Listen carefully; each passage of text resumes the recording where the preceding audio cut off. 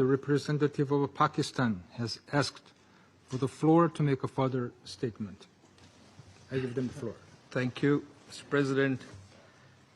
I am obliged to take the floor to respond to some comments.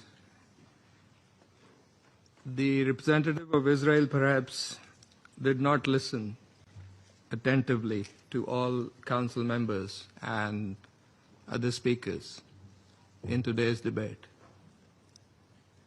And in our view, it is unacceptable, indeed ludicrous, for an aggressor, an occupier, a serial violator of UN Charter and international law,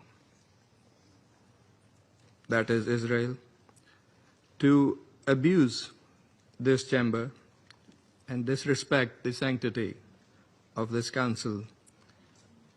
And this is not the first time. And by pointing fingers on others,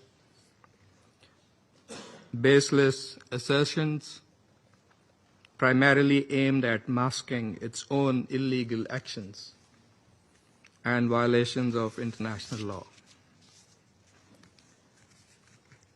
President, but that's not at all surprising.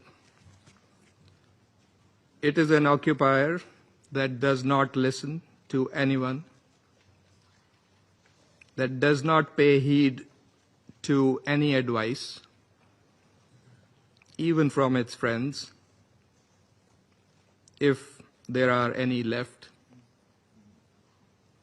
that refutes, and not just refutes, it threatens members of the international community, international media, international human rights and humanitarian organizations, doesn't listen to the ICJ or the ICC, and threatens the UN and its senior officials.